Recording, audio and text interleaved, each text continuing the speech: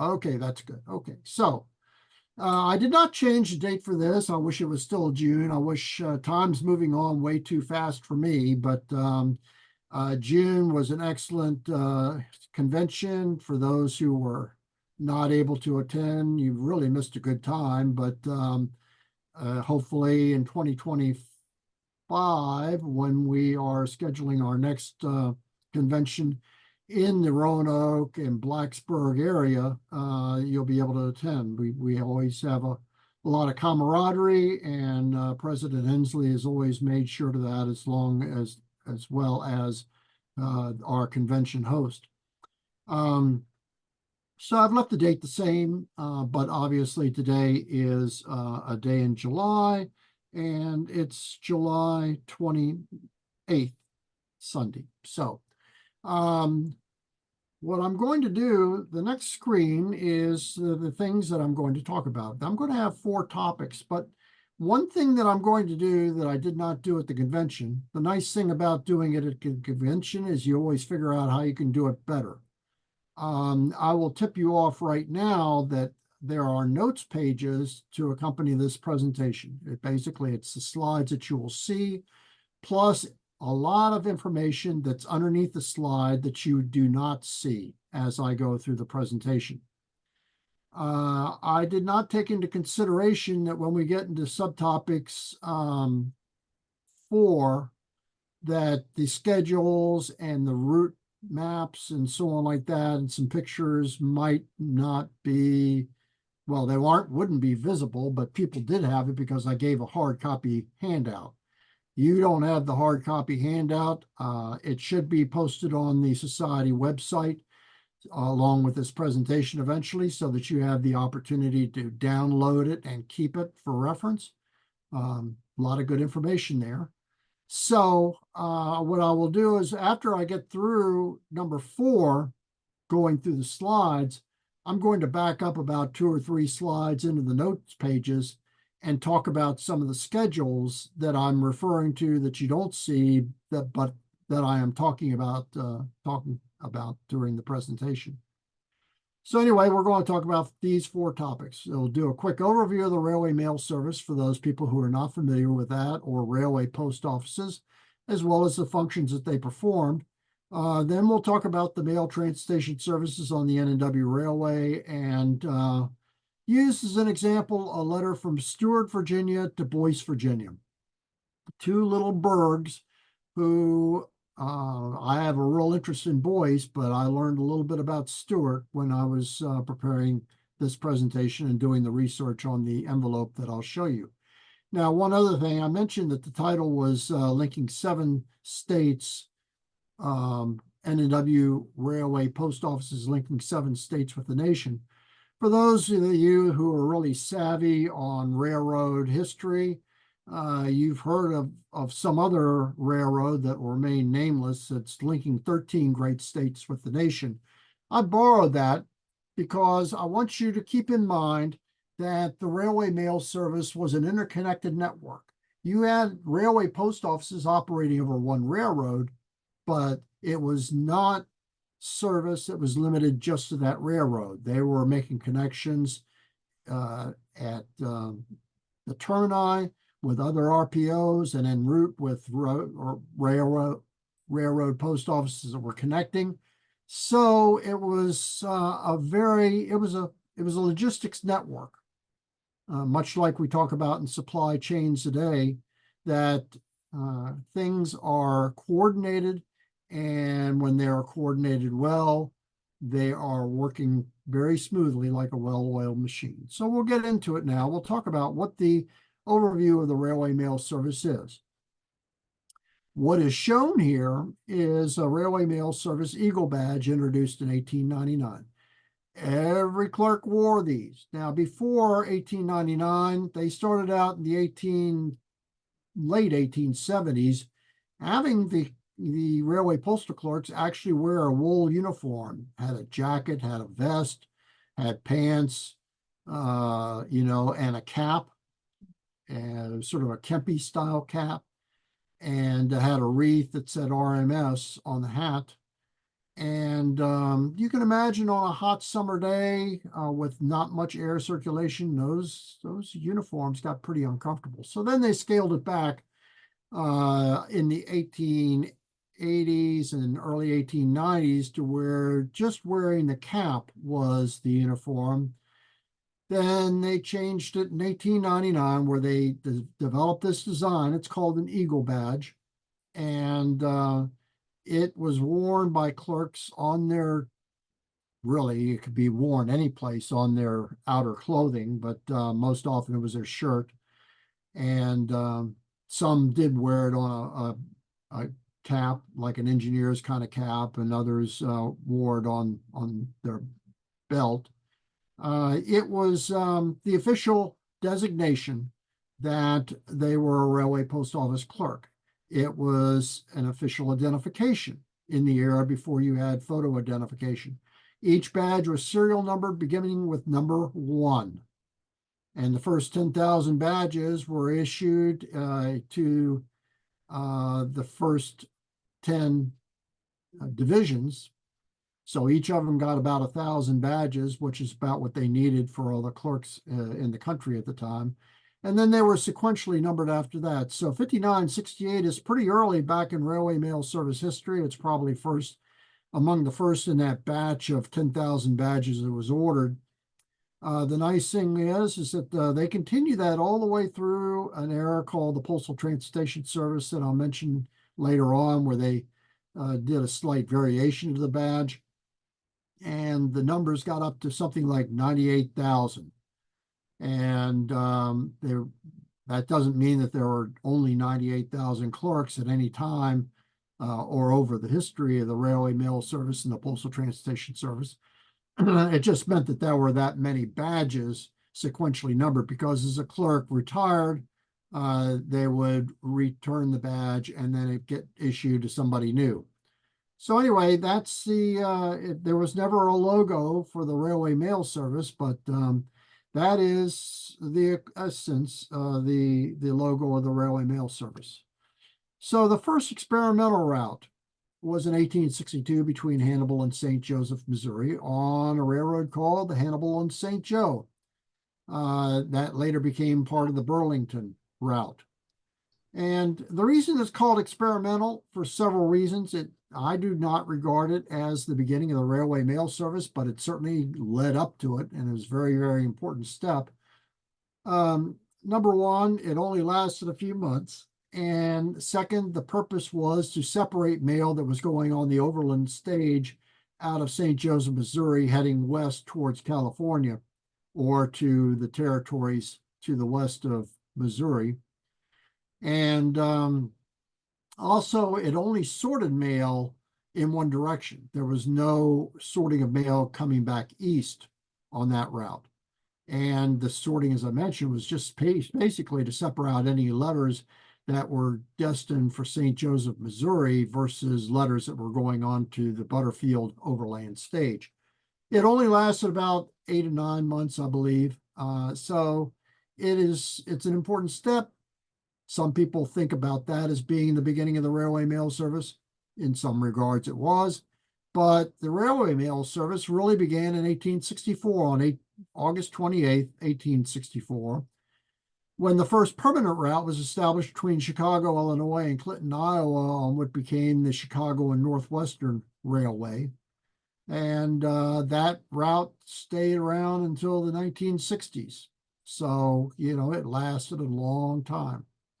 And then, of course, the last run of a railway post office is June 30th, 1977, between New York and Washington, D.C.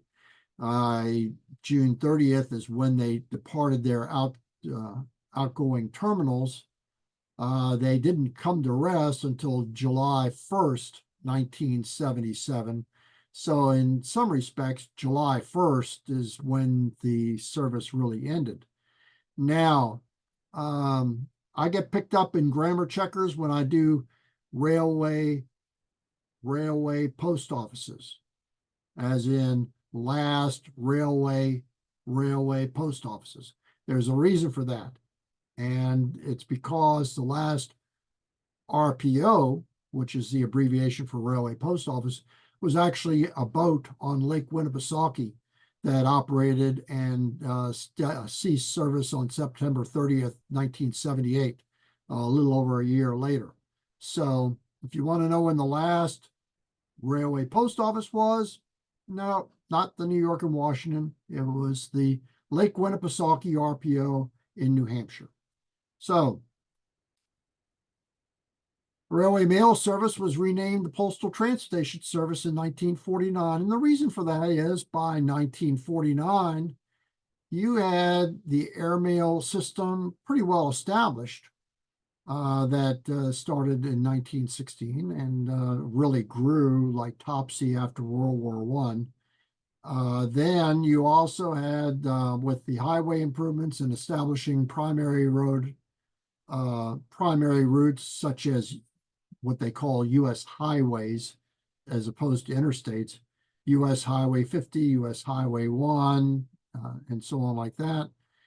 The improved highways meant that you started having improved highway services, and they established a highway post office in 1941, and those were used. It was basically a railway post office with rubber tires, and the crew sorted mail, much as they did on railway post offices, with a lot more bouncing around and sharp curves, as you can imagine.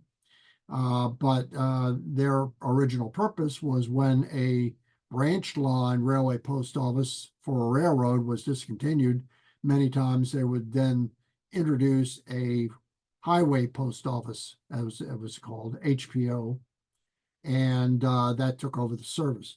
So that grew, but then they were discontinued in 1974. So then in 1960 had yet another change.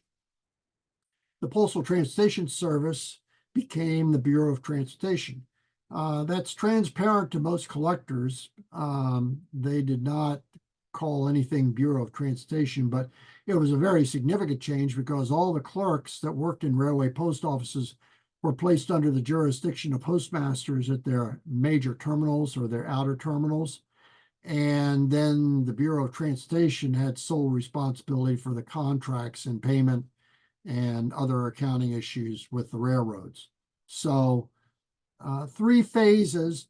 I'm going to collectively call all of those the Railway Mail Service because I'm old-fashioned.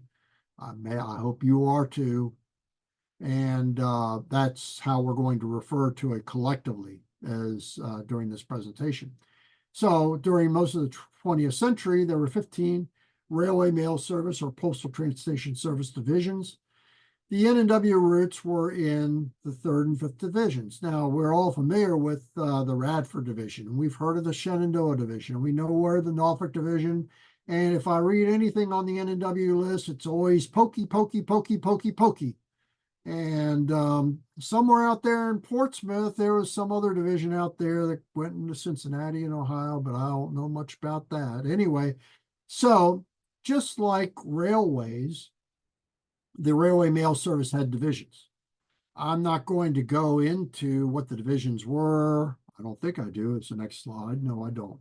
But it's important if you're doing railway post office research that you know what the division alignment was for routes.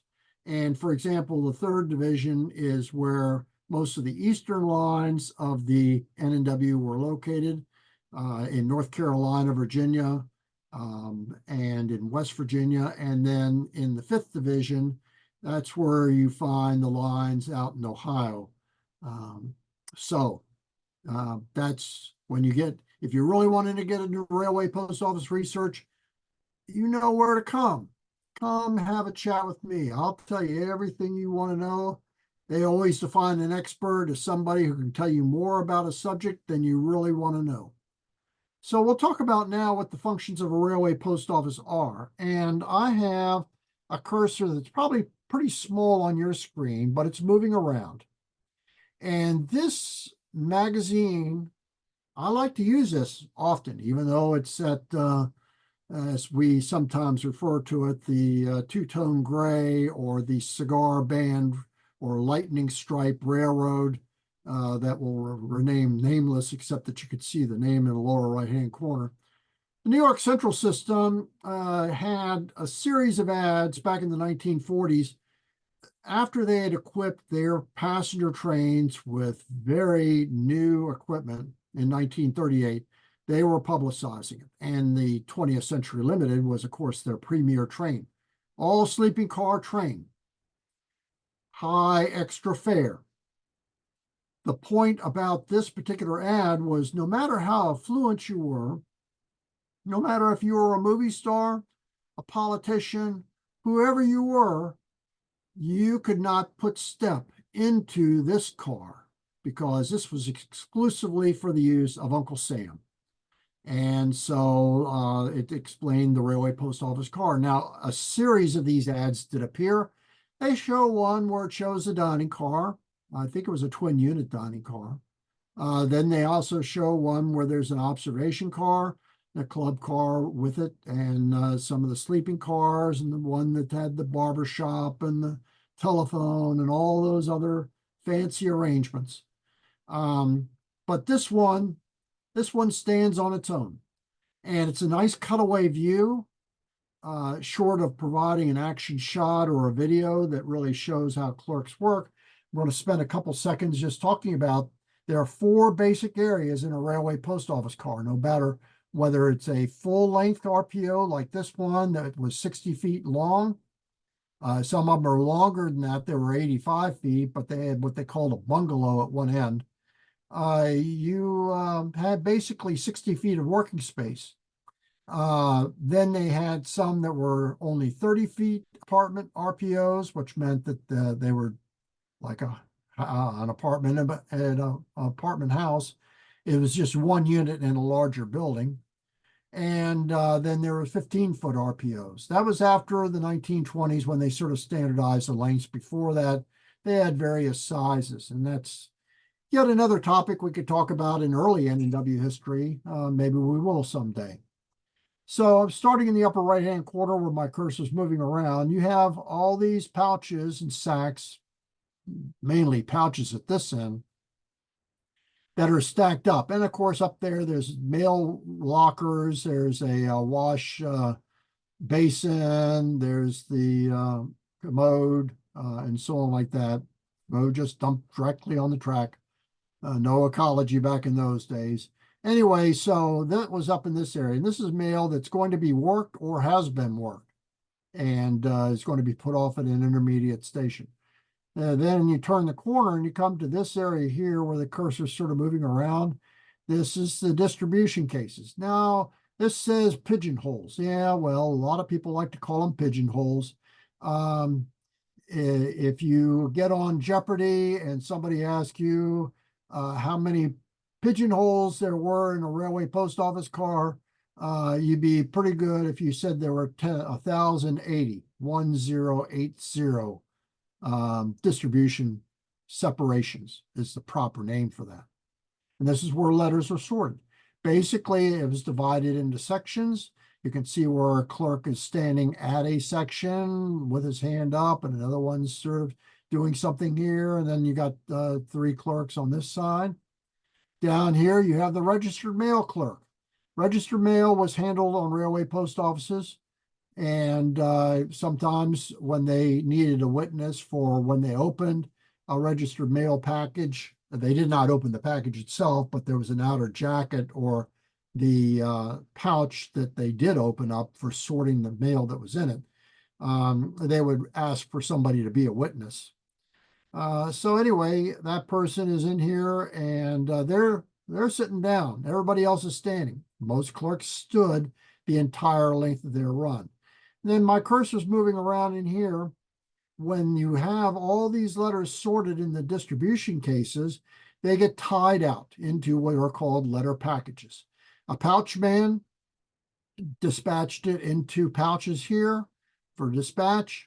Then you have other people here that are opening sacks of newspapers, small parcels, if the small parcels had special handling on them, and what they call flats, which are just large flat envelopes that were too big to fit in the distribution cases. So they were dumping them all out, like this guy's dumping a sack right here. And then they throw some of that into overhead boxes, and then some of it went directly into sacks. All these were just additional separations, again, for the purpose of separating mail. And here, when it was getting close to where they were going to dispatch a particular office, they put a sack under there, put the label onto the sack, and then empty the contents into the sack and put it to the door for dispatch. And then this is mail down here. Again, you got some more mail, mostly parcels and newspapers and so on like that. At this end, there's sacks. And so that is what was going on, except for this little guy right here. Standing in the window, he's looking through the cinder guard, that little attachment that goes right here. That doesn't really do much to keep cinders out of your eyes because, and believe me, you don't want to get a hot cinder in your eye. It'll bore a hole through it. So they were supposed to be wearing safety goggles, which you can't see in this picture. But anyway, so he's looking down the track and he sees the mail crane, raises the catcher arm, and the pouch from a station is on the mail crane ready for pickup. N&W mail cranes look a little different than this, but basically serve the same function. And if there was a pouch going off to that station, you'd throw it out the door or kick it out the door, as the case may be, and then snag that pouch, bring it on in, and off they went to sorting that mail. And they call it the picker-upper. Remember, this is a nondescript language for the general public, but that's a mail crane, and this is a catcher arm, and this is the railway postal clerk. So, great ad. When you get in the notes pages, you can read some of the writing a little bit better, and it is a good, short of watching Men in Mail in Transit, which is on YouTube, or Mail in Motion, which is on YouTube, I think, or better yet, sending $21 to the Railway Mail Service Library, which actually supports the library, and getting a DVD. You can get those videos plus a third one. So railway post offices enabled en route distribution of several mail classes.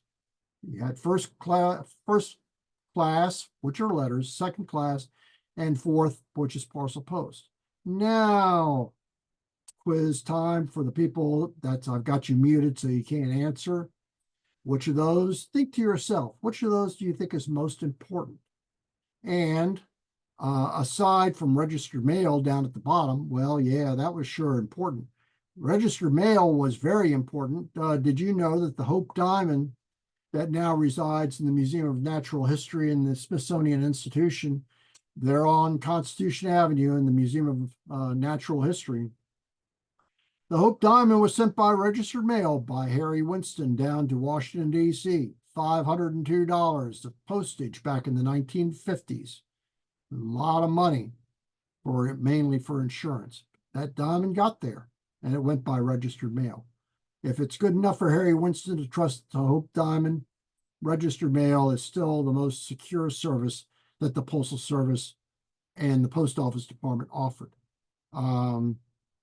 Back to the question, which of these are most important? Well, of course, first class letters. Yeah, I mean, that's why they're called first class, but I'll cue you in. Second class newspapers are the most important thing that the railway post offices handle.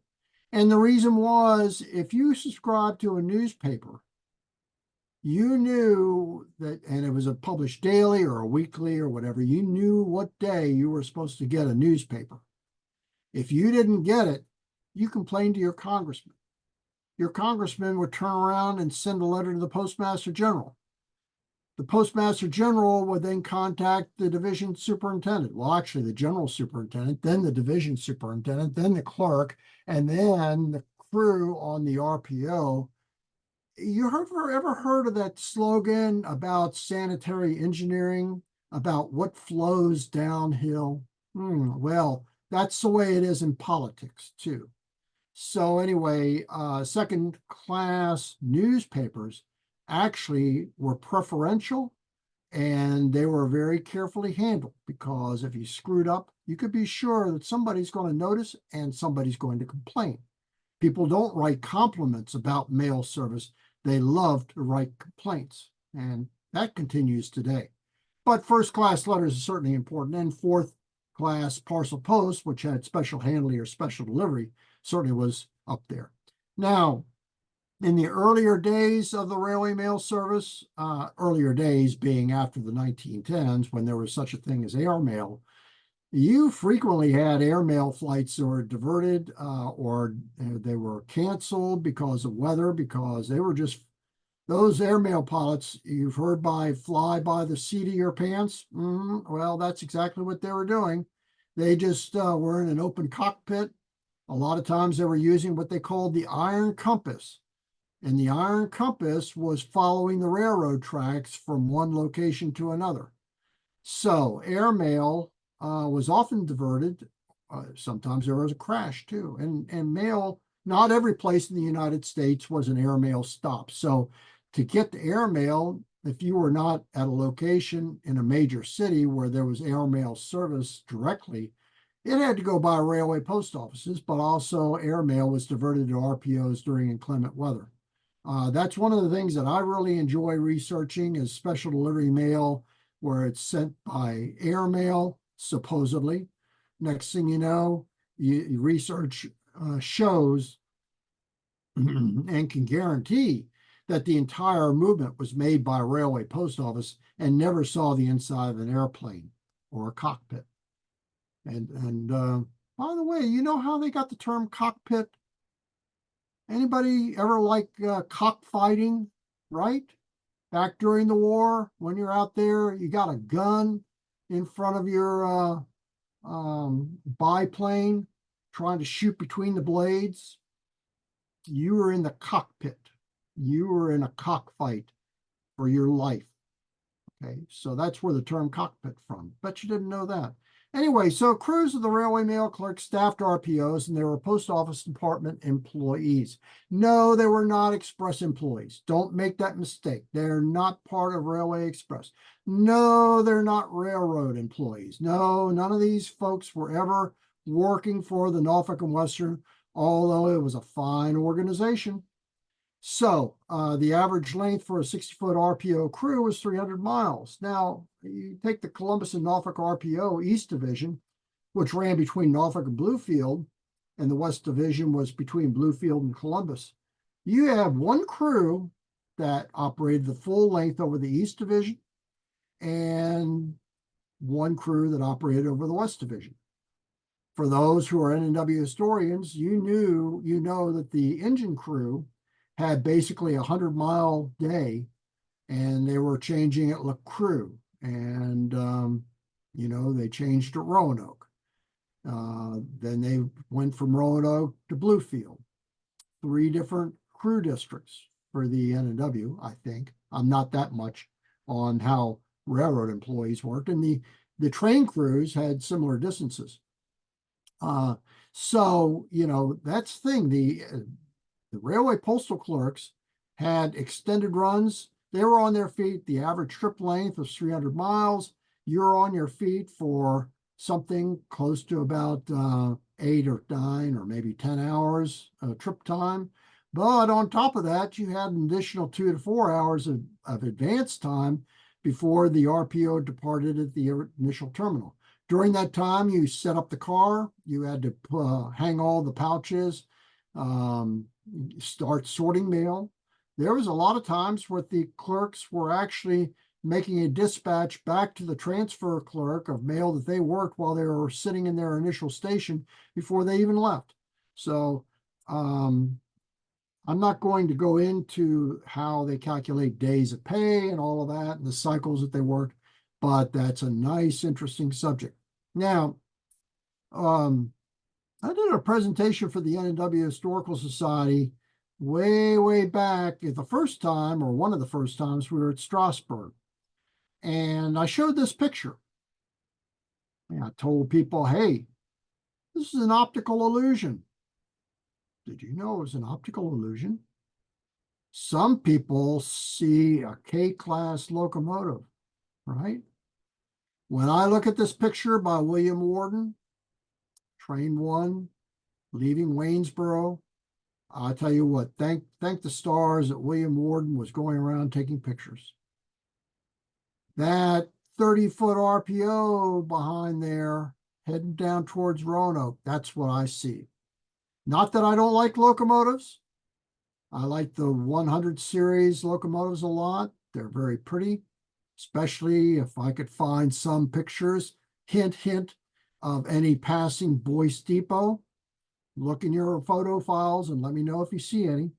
But the railway post office is the focus for this presentation of this picture. So that's what they look like. You know, this is just another day on train one.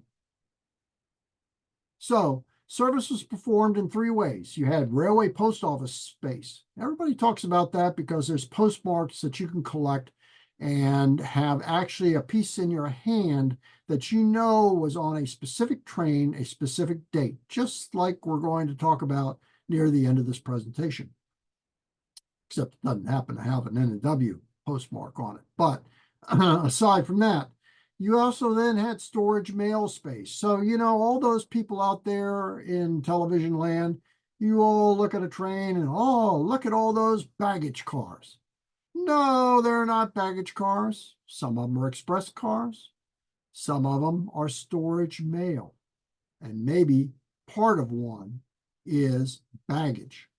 You don't have 10 cars of baggage for the passengers that are traveling in one coach and a Pullman. So then you also had a terminal and transfer office stationary units located or they were at or adjacent to depots. Now, the railroads rented the space on trains and railway post offices, and then they also leased the facilities. The capacity and mileage is how the railway post offices were paid. So the railroads, about a third of the head-end revenue for a passenger train came from railway post offices and storage mail transportation.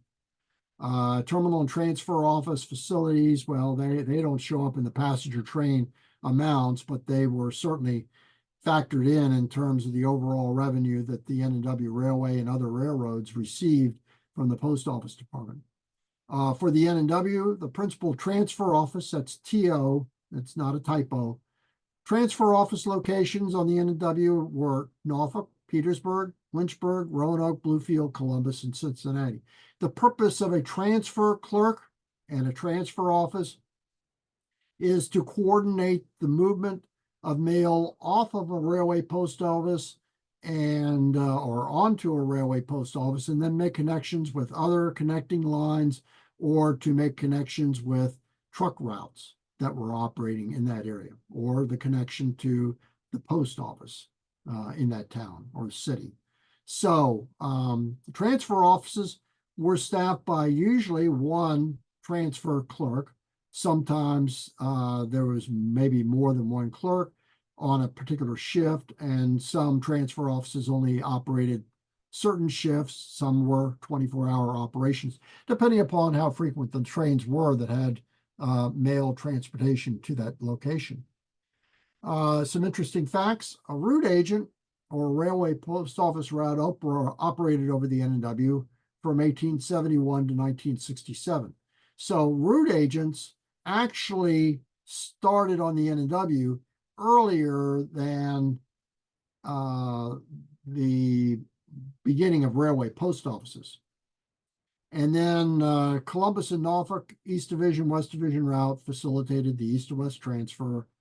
And the nice thing about it was you had all these north-south lines that it intersected.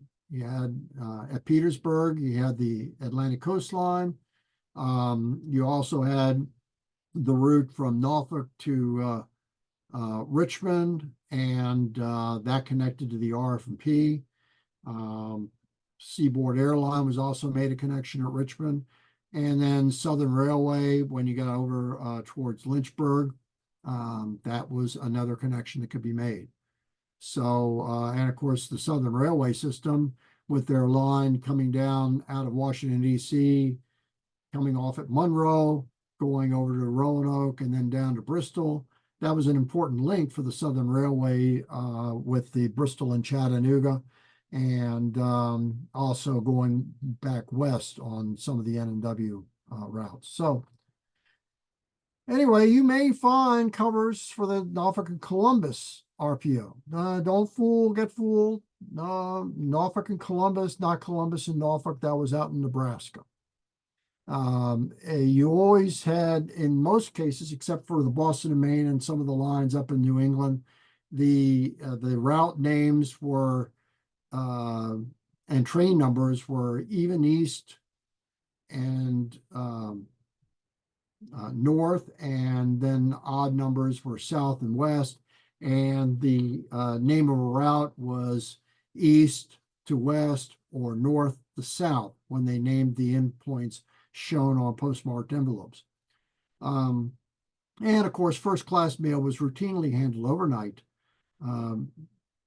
If you mailed a letter in Norfolk during the railway post office era, when there was more than just one railway post office still operating, you could almost be certain that in most Virginia post offices, you were going to get next day delivery. So now we get to the fourth part of this presentation. As I mentioned at the beginning, what I'm going to do is I'm going to go through the PowerPoint slides, and then there's some information that you're not seeing in terms of schedules and maps and a few photographs that I'm going to, after I go through the presentation slides, I'll back up and show the notes view and discuss that. And then we'll wrap it up and it'll be question and answer time. So here we have a letter that was posted on the Danville and Stewart Railway Post Office. That's on the Danville and Western Railway, running from Stewart, Virginia down to Danville. A little short line railroad. Its main service was providing service when there were a bunch of woolen mills and other cotton mills and so on like that. That area down around Danville, that's Dan River Mills country down there along the river. You had a lot of mills for textiles. But it's a letter that's from the State Board of Medical Examiners in Stewart, Virginia. Now, it's addressed to a Dr. Robert Randolph at Boyce, Virginia. This letter traveled by 2 railroads, 3 RPO trains, 3 RPO routes, and 4 trains, all within 13 hours. A lot of close connections. We're going to talk about that. All for the price of that 2-cent stamp. But before I go into that, I just want to mention who Robert Randolph is. Now, with a railway depot in Boyce, I like to know who some of the people were that were prominent in town. For those of you who know Virginia history, you recognize some names like Randolph, Carter, Lee, and others. They're the first families of Virginia. No, we're not talking about the FFV trains 3 and 6, I guess it was, on the C&O. FFV meant originally famous families or first families of Virginia. And this Randolph was one of them.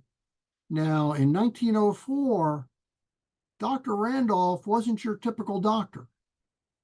Dr. Randolph was board certified in a town of about 300 people.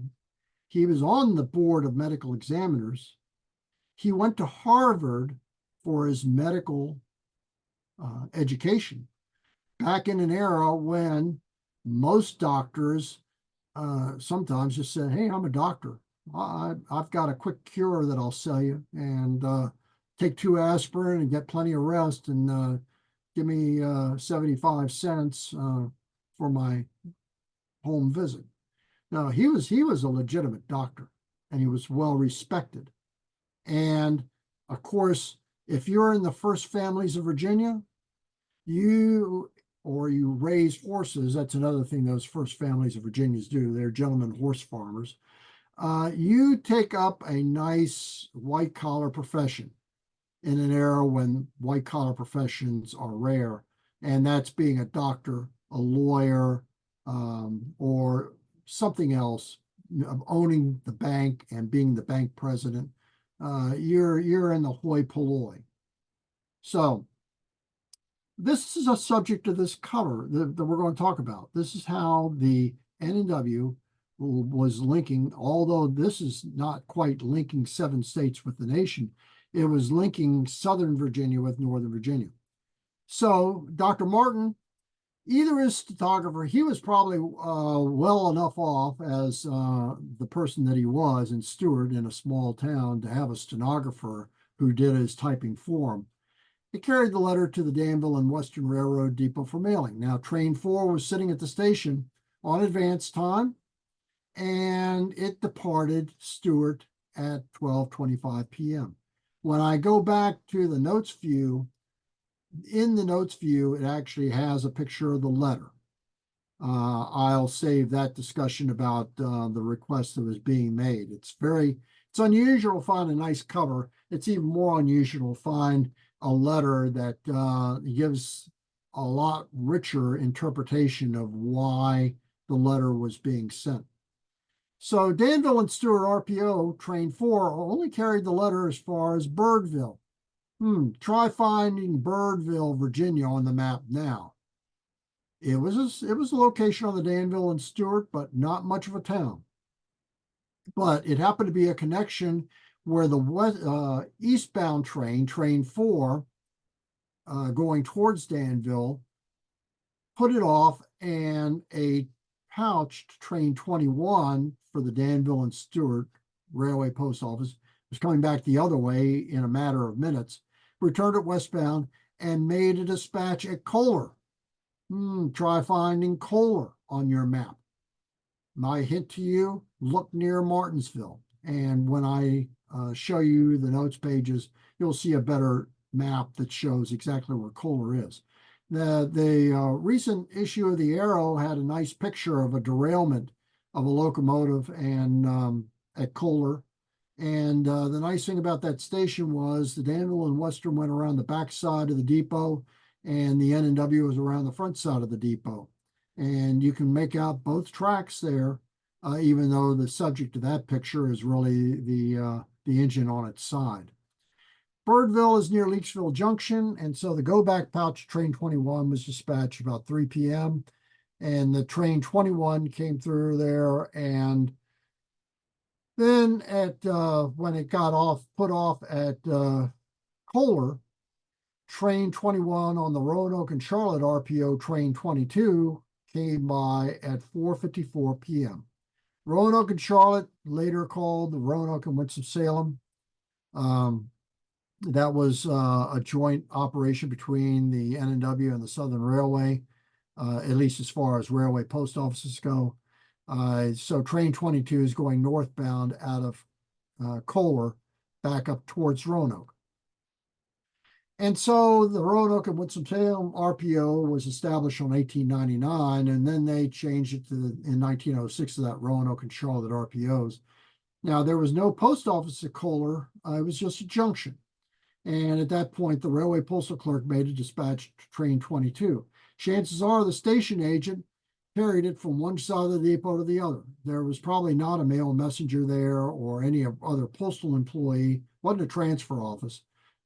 So the agent probably had the dual duty of receiving mail, making the connection between the Danville and Western and the Norfolk and Western railway post offices.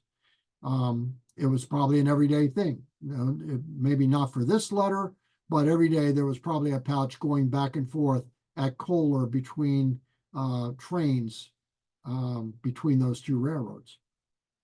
So Train 22 arrived in Roanoke, Virginia at 7:05 p.m. And then it made a connection to the Hagerstown Roanoke Train 2, and that continued up the Shenandoah Valley, what made the last mile delivery at Boyce. And that arrived during 1910 at Boyce. It was approximately 1:15 a.m. So the dispatch was made when Boyce Post Office was closed, but a mail messenger or the postmaster met the train. And the inbound pouch would not be opened and distributed until later in the morning on December 28th. So basically, in that period from midday afternoon to just after midnight, the train made it all the way up from this North Carolina border all the way up to Boyce, which is near the Maryland border.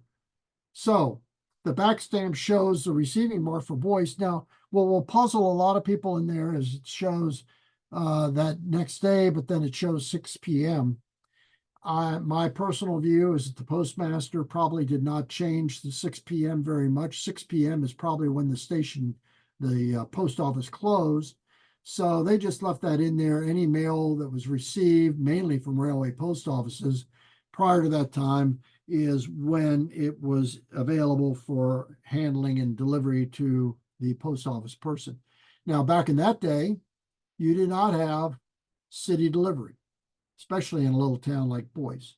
So Mr. Randolph or Dr. Randolph probably lived pretty close to the station anyway. I'm not sure exactly where he lived. I can't tell that from census records, but he probably knew when the trains were coming, and after the train had gotten there, and after there was a reasonable time for the mail to get to the post office, he probably checked the mail a couple times a day just to see if he had any letters. And so he picked it up and got it basically as a next day delivery.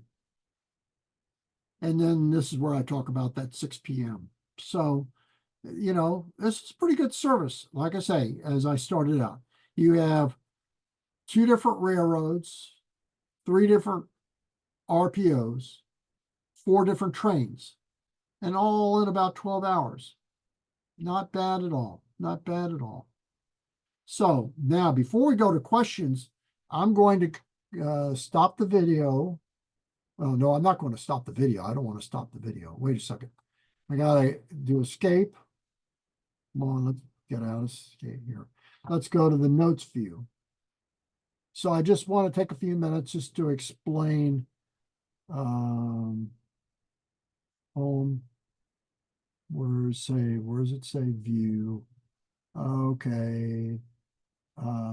Notes pages. Okay, let me back up a few. Only for this last 4 parts.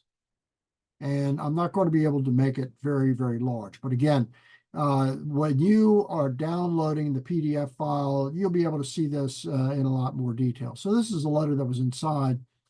Very interesting letter, because here's the guy who's the secretary of the State Board of Medical Examiners. He knows this Dr. Martin personally. I guess all the people that were on the State Board of Medical Examiners knew everybody else personally. And they were both distinguished gentlemen. And of course, if you took your medical exam, you were designated by number in your examination. It's saying that basically the person who took the exam number 27, which was identifying a particular candidate. He says that I know him personally. Well, it's always the adage, it's not what you know, it's who you know. And so the secretary, Mr. Martin, Dr. Martin, knew the candidate, even though he was using the number 27 to refer to that candidate. Knew him personally, knew that he had some health problems at the time that he took the exams, that he's better now, and was basically asking Dr. Randolph to cut him some slack.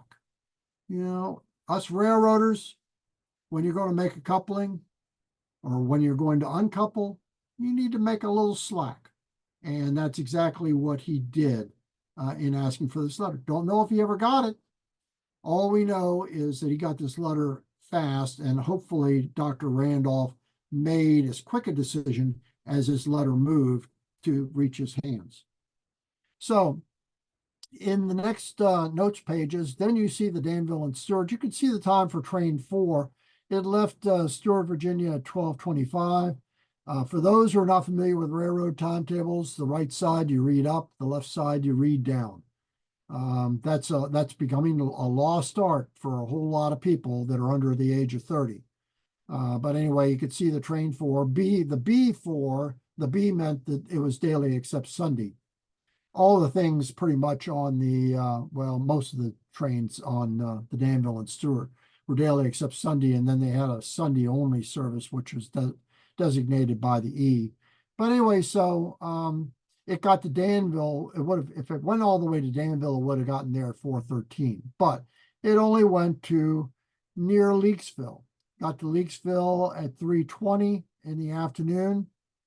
And then coming through Leakesville the other way on train 21, that came through Leakesville at 3:01, so it reached Birdville a few minutes after that. And then it got back to Kohler at 4:54. That's where those times are coming from. It's the nice thing about railway mail service schedules.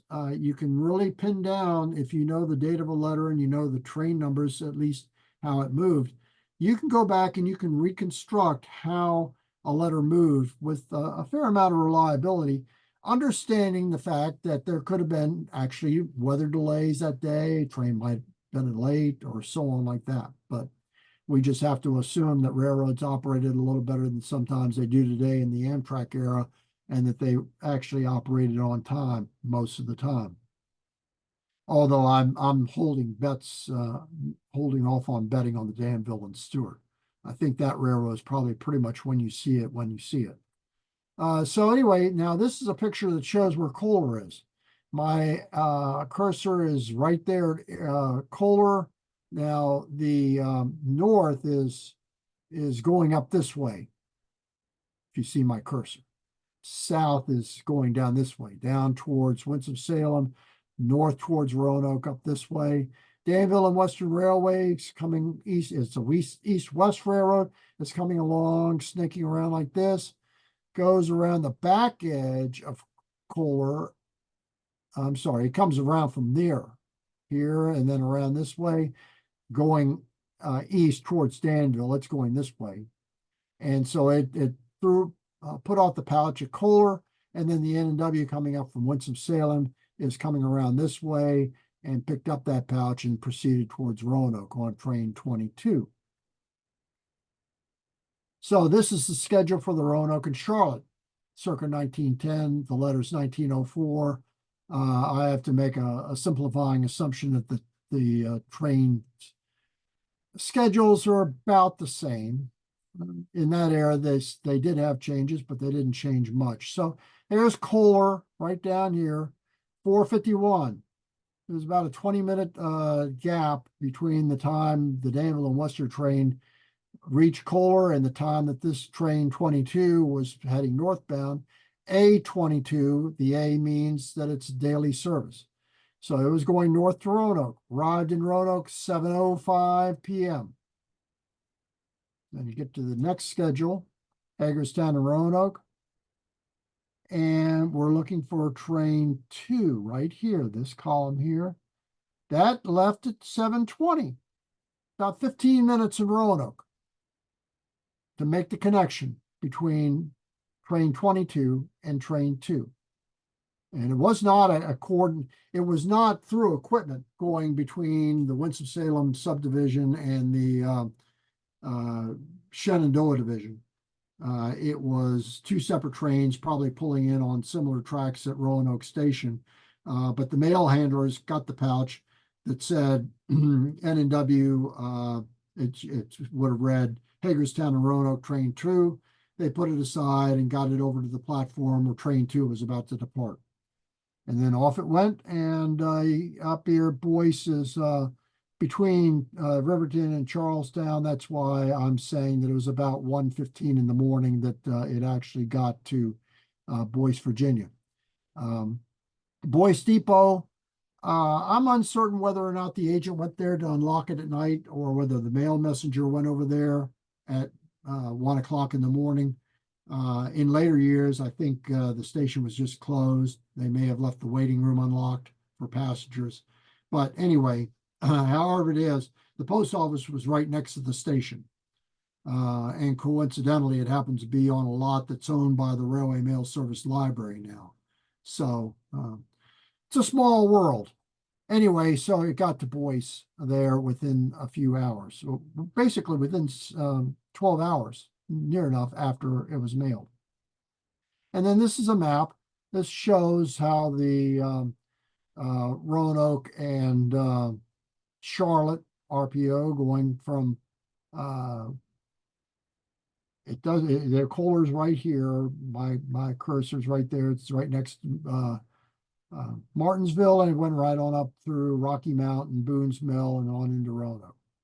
And then the next one here where I've got the thank you, which you'll see in a second. You continue up from Roanoke, you go up the Shenandoah Valley. My favorite line, Shenandoah Division, especially the Hagerstown district. And so Boyce is right here. I truncated it off at Boyce, and you see Boyce right there. So that's the line of movement. It was a very smooth flow, and this is just one example of millions of letters that were handled by the Railway Mail Service. So rather than switch back over to the presentation view, this is the next slide, but we'll go back to this one here that says questions. So with that, Jim, do you have any questions in the chat box, or you can unmute people and we'll do a Q&A session? Did everybody fall asleep? I know I'm good at putting people to sleep. I'm better than melatonin. I'm going to go ahead and unmute everyone. Okay. All right. And nothing in the chat box. Not so far. That's good. Okay. And, you've got the opportunity to ask a question. If you don't have any questions, that's fine. We'll wrap this up and I'll let you have back a little bit of your Sunday afternoon. I've got dinner on the table in 45 minutes, so I'm certainly wanting to get on out of here, but I'll take as long as we want to talk if anybody has any questions. Got into crew districts a little bit there, Frank. And basically, there were 5 operating divisions from Norfolk to Roanoke, and then the Shenandoah division from Hagerstown down to Winston-Salem, the Radford division from Roanoke to Bluefield and Bristol, Pocahontas division from Bluefield to Williamson with all the coal branches in between, including the line down to Norton, and then the Scioto division from Williamson west to Cincinnati and Columbus. And each had its basic operating area. For instance, on the Scioto, the crews ran from Williamson to Portsmouth, and from Portsmouth to Cincinnati, and Portsmouth to Columbus, the freight crews. But the passenger crews, just the train service crews, they operated from Norfolk to Roanoke, from Roanoke to Williamson, and from Williamson to Cincinnati and Columbus. So that's kind of an interesting take on how all that transpired back in the steam era. Yeah, thank you very much, Tim. And that's, again, mainly all I want to do is just illustrate that the railway postal clerks had a really long day. They were on duty for 12 hours. Right. In an era when the train and engine crews sometimes had a little bit shorter day. But there was other ways that they made up for that in terms of compensation and time off. So, which I did not get into, but that's an interesting topic in itself. But thanks for that description about the crew districts for train and then engine crews, Tim. That's great. Anybody else have any questions, comments? Frank, Yes, sir. this is Raymond Smoot. First, thank you for all you do to preserve the history of the service and share it with the rest of us. I do have one question. It has to do with the exchange of mail and RPO mail between the Norfolk and Western and the Southern. Up until about 1912, Norfolk and Western and Southern shared the same station called the Union Station in Lynchburg. About 1912, Southern built a line essentially around Lynchburg in order to avoid the adverse grades down to and out of the James River Valley. And at that time, the Southern moved most of its traffic to Kemper Street Station, which was about 3 miles southwest of Union Station. So I assume that starting about then that the RPO mail that was to be transferred from Norfolk and Weston to Southern stayed on Norfolk and Weston and went on to Roanoke, where the routes did share the same station, and the transfer was made at Roanoke from Norfolk and Western to those Southern trains that were going down toward Bristol, at Knoxville, Chattanooga, whatever. Is that correct? Well, actually, there was a mail messenger that operated, think of it as a truck or a wagon service that operated between Union Station downtown and Kemper Street Station. And it made connections going back and forth from one to the other, as well Okay. as mail coming off the Southern at Kemper Street and taking it to the post office, and mail coming off at Union Station that was for Lynchburg going to the post office. So sort of a triangulated route, but Yeah. it was no, they were making direct connections. Lynchburg was a heavy connection. Now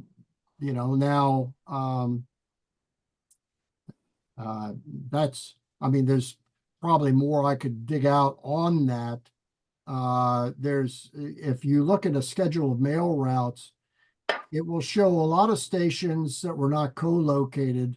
Now, outside the scope of this presentation, for example, in Pittsburgh, Pennsylvania, you had several different stations.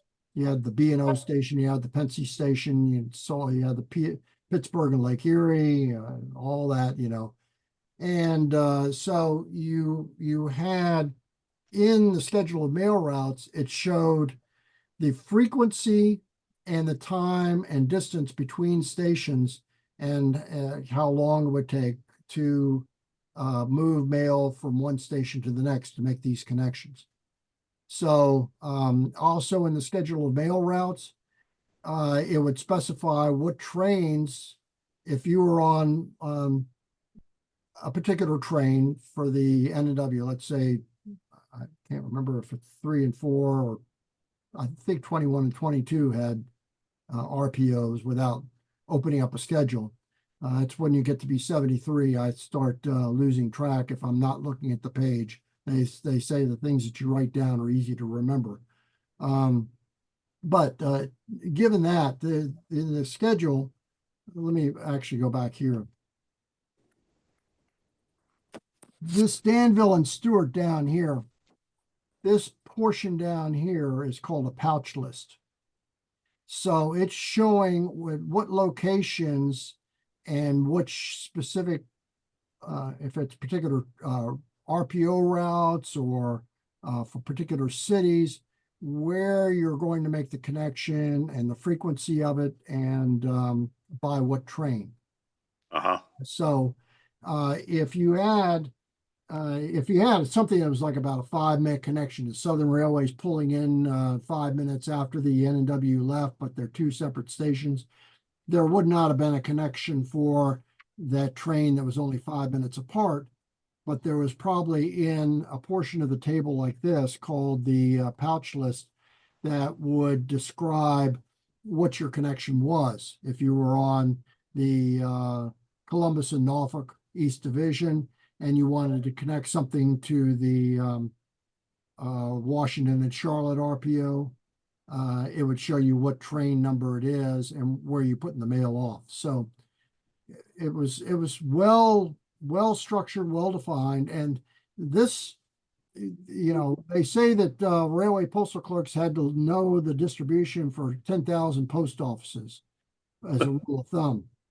Not only did they need to know that, they needed to know all this dispatch information for those post offices.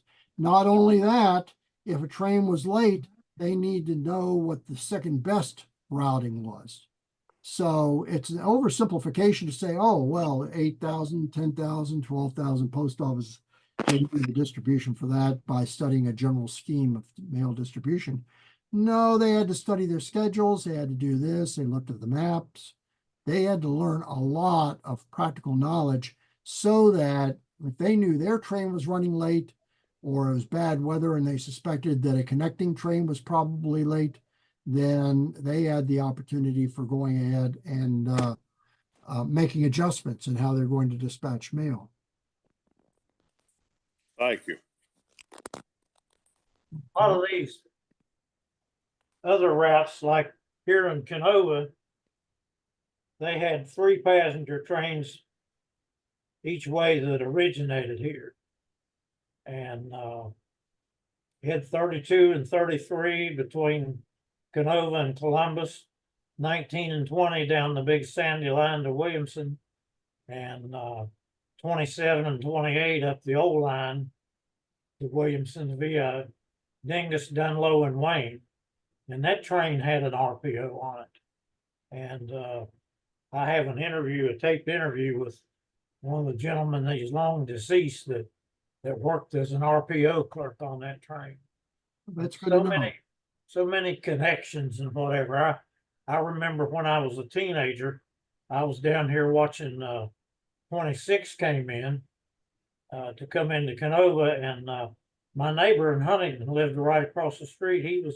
He worked for the post office, and he shows up with a truckload of mail for train 26. So there's a lot of intercarriage between Ashland and Huntington and all these other communities close into proximity to this area.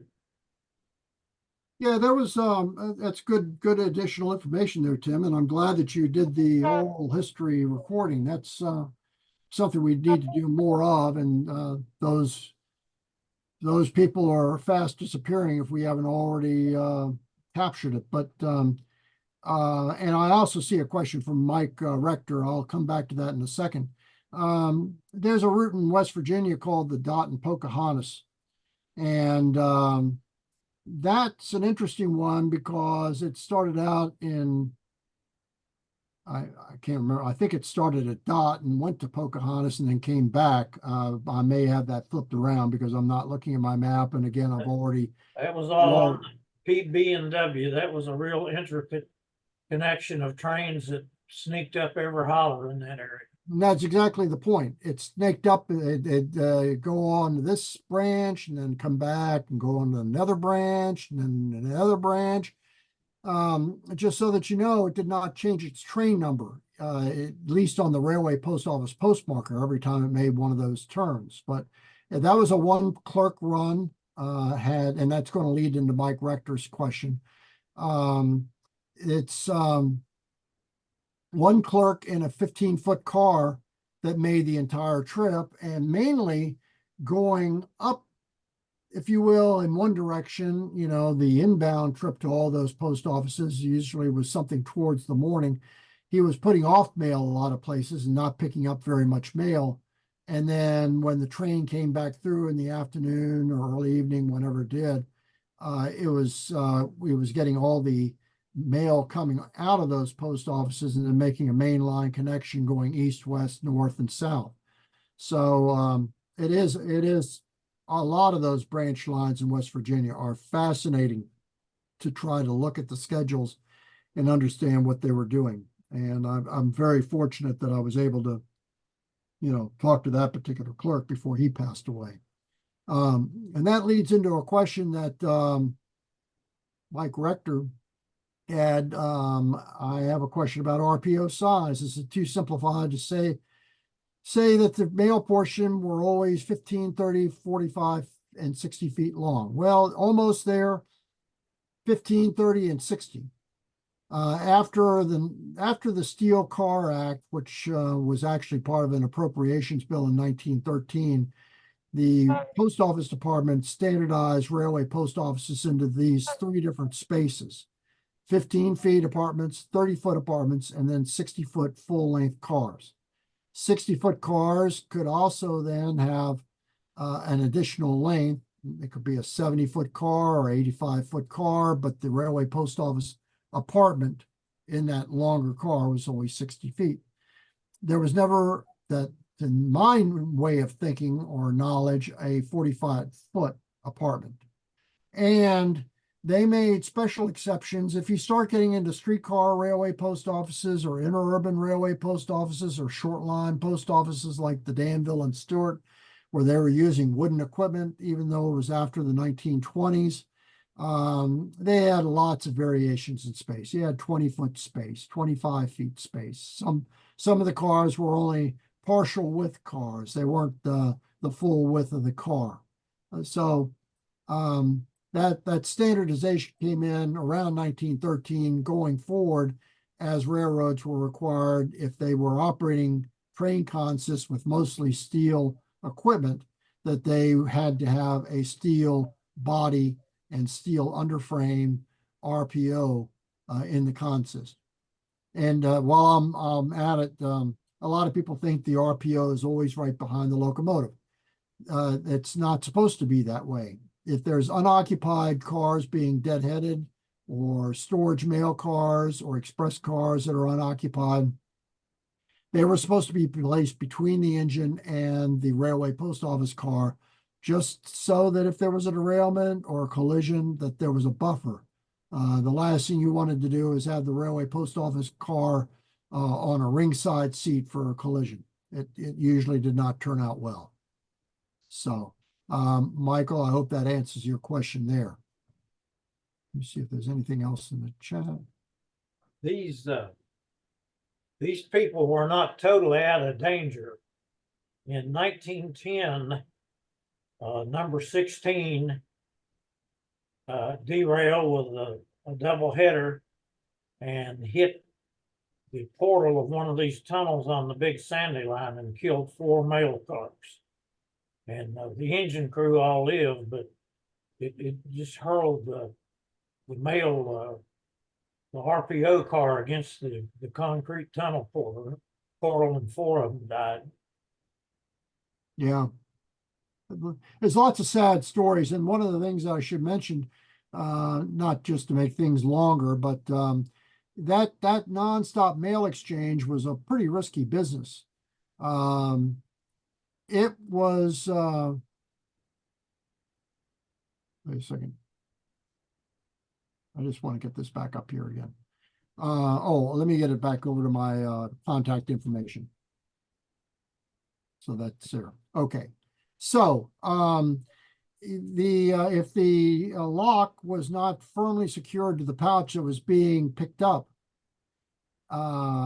sometimes when you snagged that pouch at 40 or 50 miles an hour, that lock flew off and it ricocheted around like a bullet. And if it hit you in the head, you were probably dead. And then they've also had instances where clerks, when they were making a dispatch with their chain, they were instructed from a safety standpoint never to connect their keychain to their belt.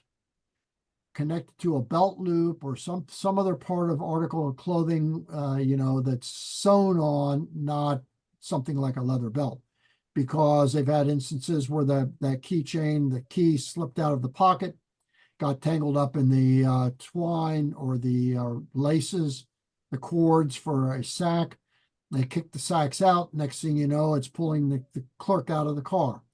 And of course, if it's just tied to the belt loop, it's going to break off. But if it's on the belt, that clerk's probably got a one-way trip to the promised land. So it was risky. OSHA would not allow any of this stuff going on now. No nonstop exchanges. When the Celebrate the Century Express was traveling around in 1999 and the year 2000, all the pouches were on display in the Celebrate the Century Express Railway Post Office had to be treated with a flame retardant. It's because of fire, possibility of fire.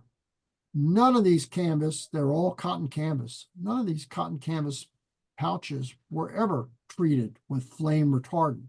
Plus that you had twine dust, this jute twine was flying through the air. When you break open a letter package, you had this brown dust floating in the air, especially on a hot, sticky day, like a July day, like today. And you breathe that in. I'm sure the clerks should have been compensated for brown lung disease instead of black lung disease. But anyway, that jute, very flammable, when that stuff's floating around in the air, that's just like working in a mill where you got flour floating around, you got a spark and it could explode. I don't think there's instances where it did, but it was possible.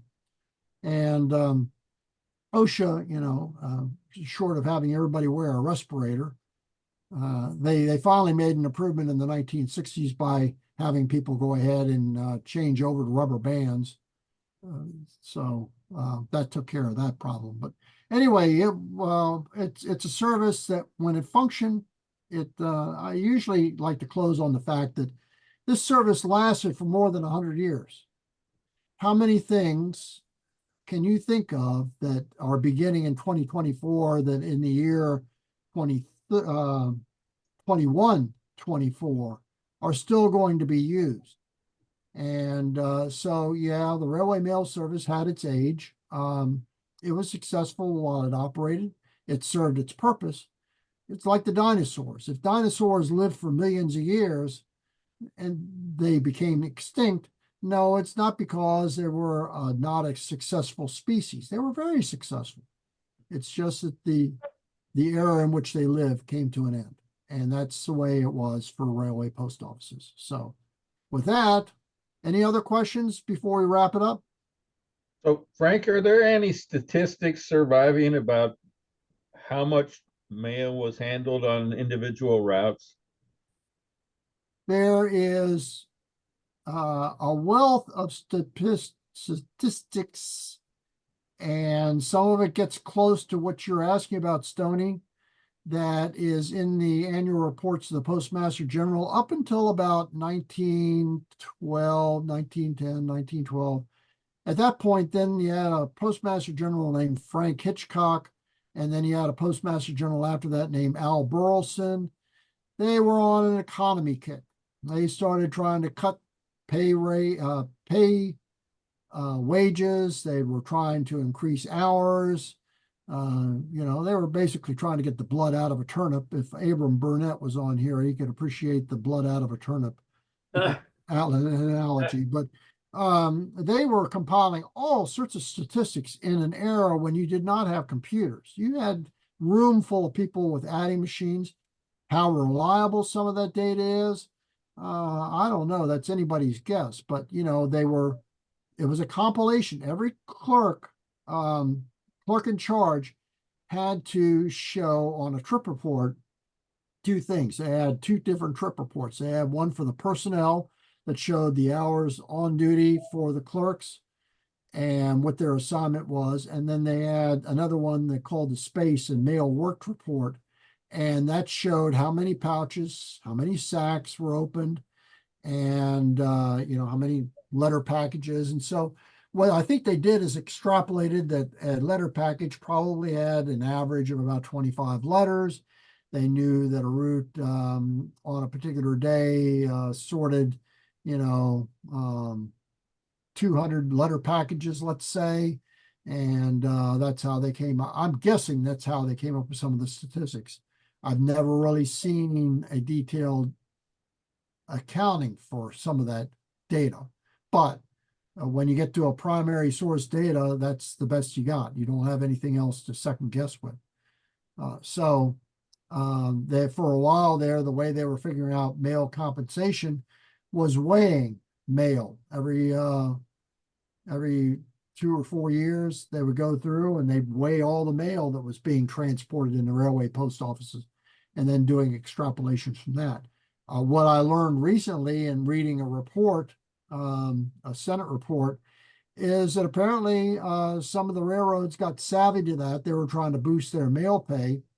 So they arranged for some extra mail to be thrown in there, and get it included in the weighing so that it bump up how much mail was being shown for a particular railway post office when it wasn't really the normal transportation requirement. So I guess there's a way to try to fool the system or gyp the system, however you want to frame it.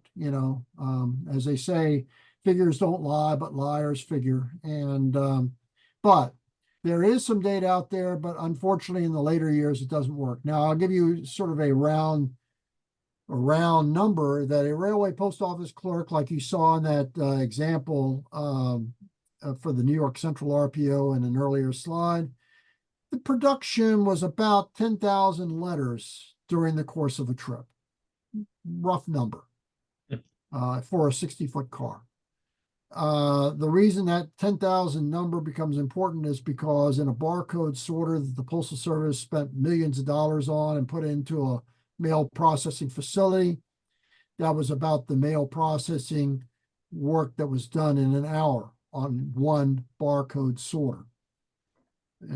It's really an apples to oranges comparison, but you know, Postal Service like to make it all the time to say that's the reason why they transferred from capital to labor to capital investment.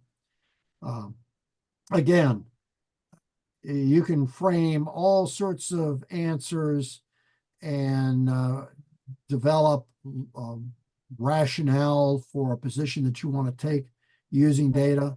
Somebody else could probably use that same data and show a different result. I'm not going to get into that. I'll stick mainly to the schedules. And even then, as I conceded, not all trains always operated on time, but it's the best available information that you got, short of a newspaper report that said, oh, the bridge is out, you know, trains are delayed for 2 days, and then trying to figure out why and what the workaround was. Any other questions, comments? I would like to thank Jim for taking the initiative to get this put together.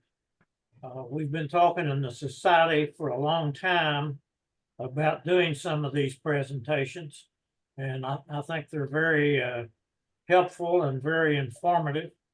I myself am doing a presentation at the O. Winston Link Museum on the evening of August 27th.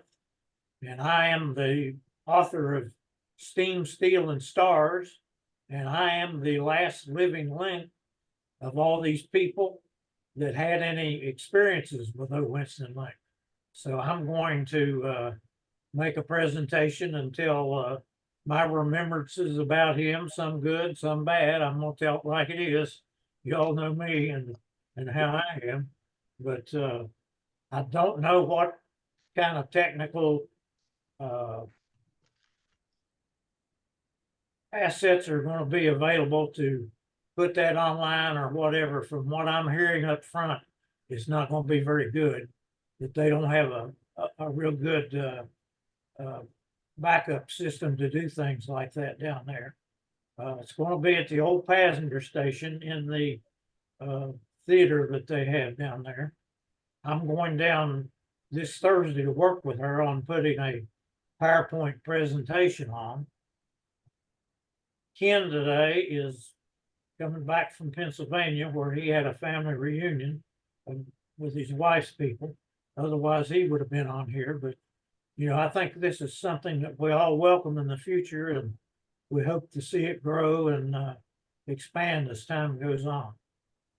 Thank you, Tim. And I'm glad that it worked out the way that it did. And just to put a bug in your ear, you know, if it turns out the recording capabilities aren't what they should be at the O. Winston Link Museum, perhaps you can reprise your presentation in the similar format like this, you know, and there's a lot of people in the society who won't be able to get to Roanoke for that. I know that I won't be there, but I'm certainly interested in your comments. And the nice thing is, it's just like the oral history recording that you were referring to earlier. In a way, you are the last living link to O. Winston Link. And it's good to get your personal recollections recorded so that they're preserved for future research. So think about it. I have many. I'm sure you do. I can tell you word for word a lot of the things he said. No. Well, You can be sure if I can tune in for your presentation, I'll be sure to be there. And if not, I'll look for a recording. All right.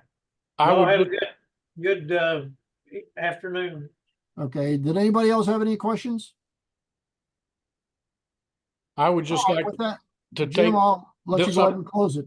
Yep, I would just like to take this opportunity to thank you very much, Frank, for being the guinea pig and kicking us off I hope this will inspire other people to maybe step up and reprise presentations that they've done in the past, or bring us something new, and so that we can have one of these every few months and keep it alive between conventions. So at this point, I'm probably going to take down the meeting and stop the recording and see what we got.